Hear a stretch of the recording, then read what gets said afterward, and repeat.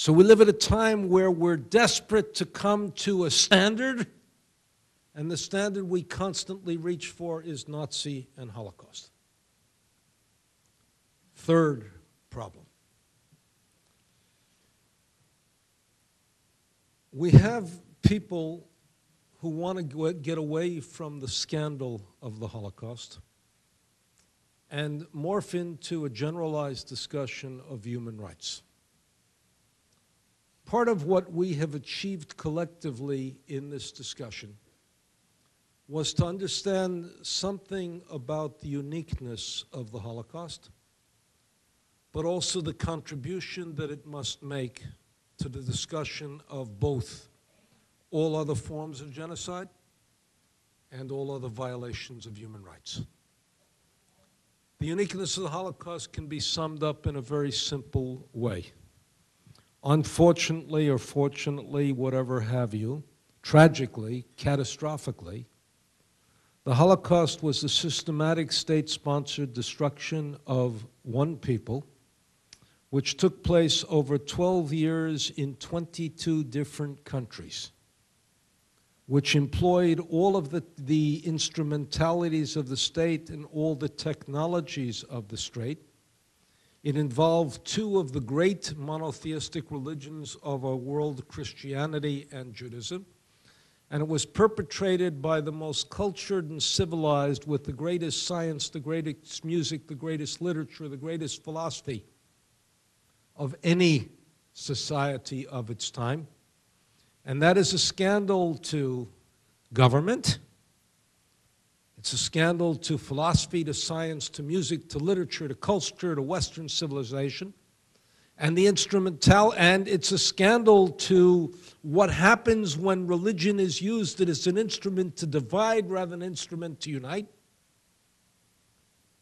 And it's a fundamental scandal that cuts to the core of human civilization.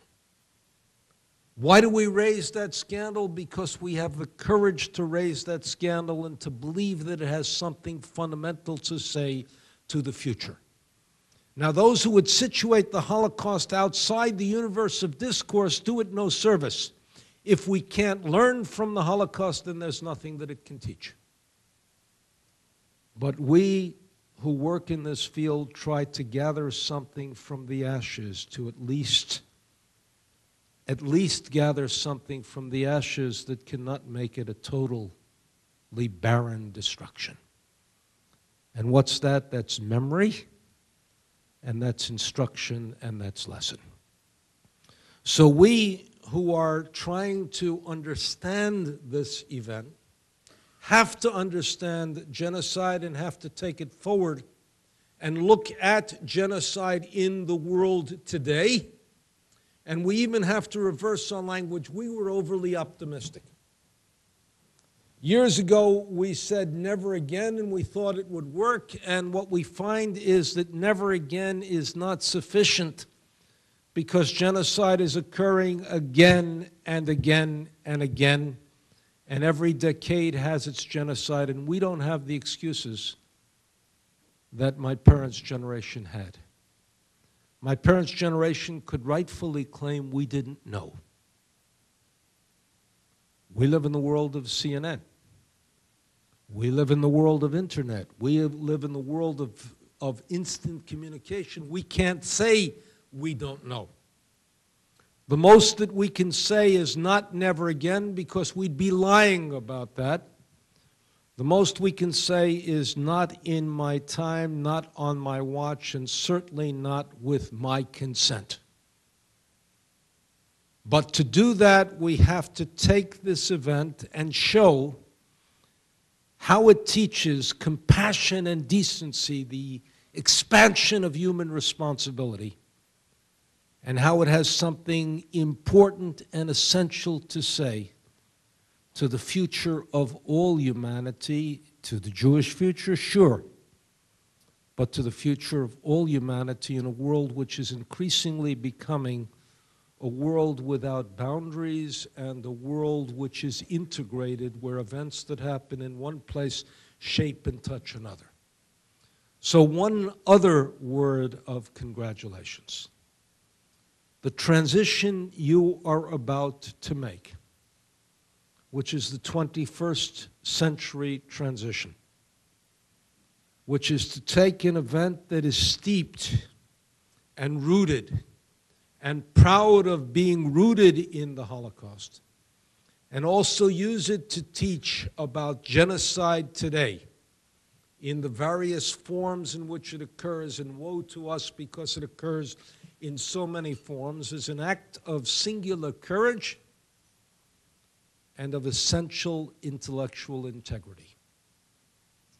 You have to do it without abandoning your roots, without abandoning all of the accomplishments that you have made, but deepening it, enlarging it, transforming it, and bringing this museum to where it can become an essential tool of 21st century human communications, and of teaching the kids how to be better citizens, how to be better people, how to create a more decent world in the 21st century. Now let me conclude with one final word, because I was told exactly by Jean what the time limit was going to be. I have now overstated it by about 3.5 minutes, and I'm seeing her getting a little bit disturbed, but let me conclude with one final word.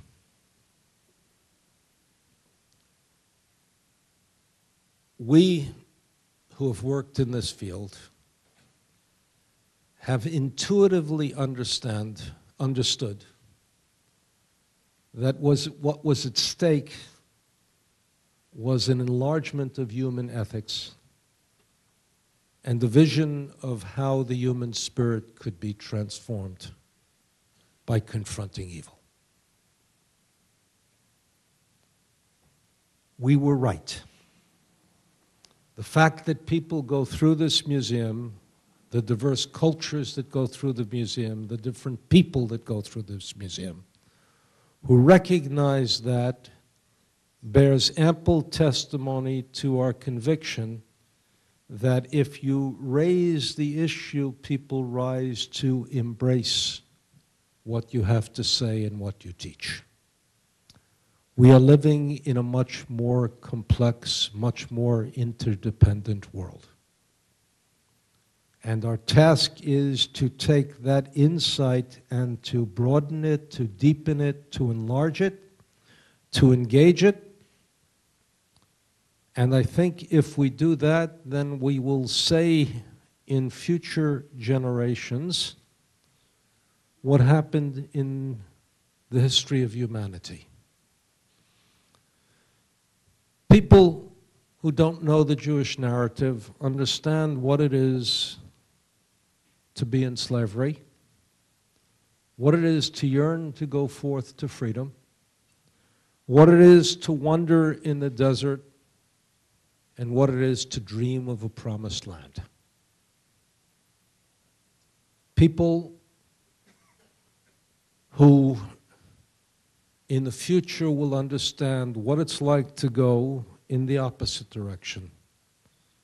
From the safety of your home, from a family that is intact, to discrimination and persecution, enslavement, ghettoization, murder, and destruction, but also to be able to go forth from that destroyed, defeated, weakened, challenged, frightened, toward rebirth and regeneration, and toward pleading with humanity, not in my time, not on my watch, not with my responsibility, and that you and I can make a difference. You and I must make a difference, and the time is now. Thank you.